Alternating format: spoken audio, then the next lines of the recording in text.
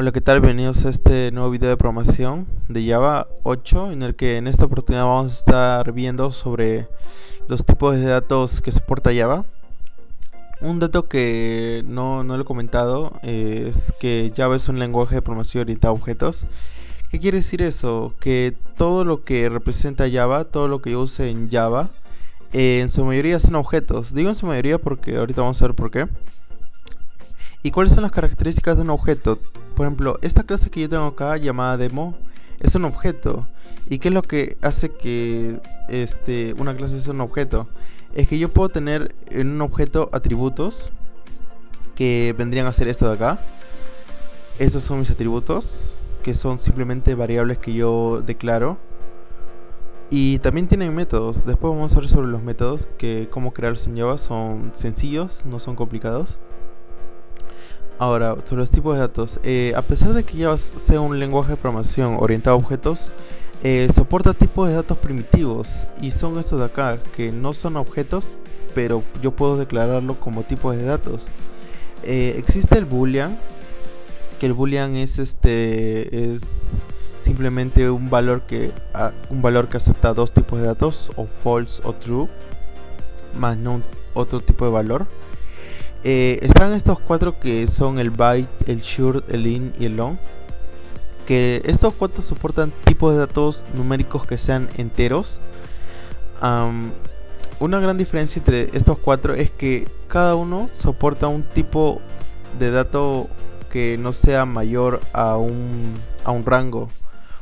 Por ejemplo, yo no puedo guardar un tipo de dato long dentro de un dato de tipo byte. ¿Por qué? Porque el tipo de dato byte acepta menos cantidad de números que un short, que un int y que un long. De igual manera para el short, que soporta menos que un tipo de dato int y long.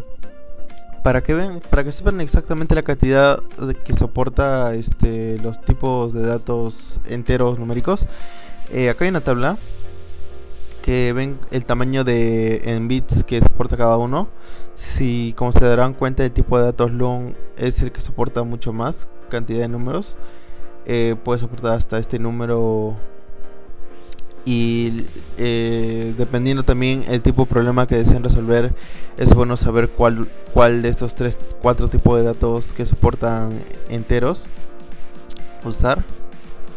Y ya, este es un rango en el que puedo usar los números.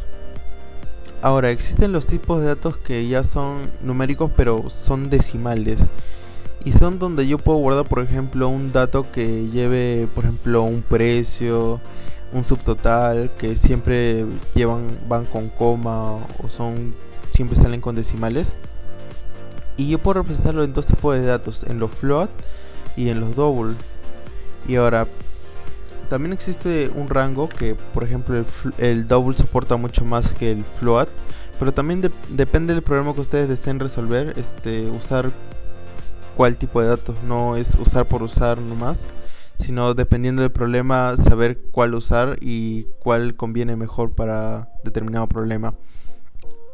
Ahora, hay un dato que les quiero comentar, que es parte de las buenas prácticas. Es, por ejemplo, para que la máquina virtual de Java entienda de que este dato yo quiero representarle en una variable float, es bueno ponerle, después de terminar poner el número, poner una letra F para que yo decir que esto quiero que sea un float. De igual manera para el double, quiero que sea la representación de un double. Para el long, de igual manera, es poner una L minúscula o mayúscula, como deseen. Y es un dato que, ustedes pueden usarlo por buenas prácticas. Y de igual manera para el dato de tipo char, el char es soporta simplemente una letra y deben escribirlo en comillas simples. Si ustedes lo escriben en comillas dobles, no les va a compilar. Es simplemente el char acepta datos en comillas simples. Y el dato de tipo char viene bien para representar, por ejemplo, algún carácter en su formato ASCII, que es el numérico.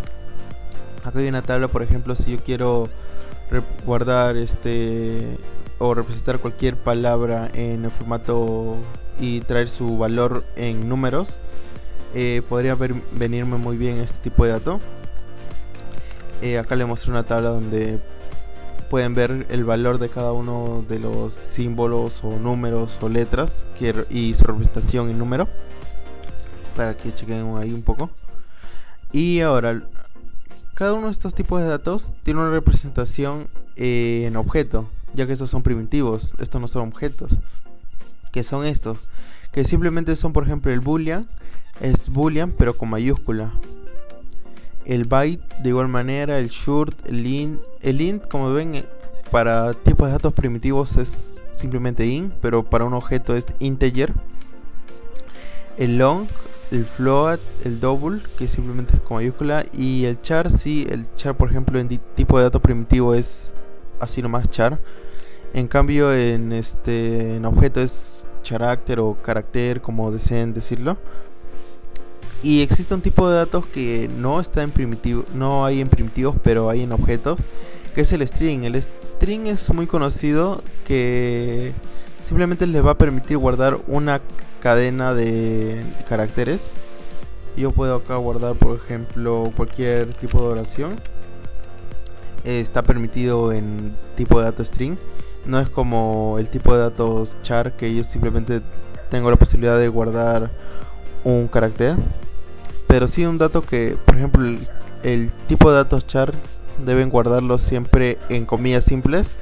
Y el tipo de datos que son string deben guardarlo y ponerlo en doble comillas para que les pueda guardar la cadena.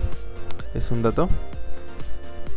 Y bueno, hasta ahí están los tipos de datos. Ahora veremos cómo usar cada uno de estos tipos de datos en el método principal.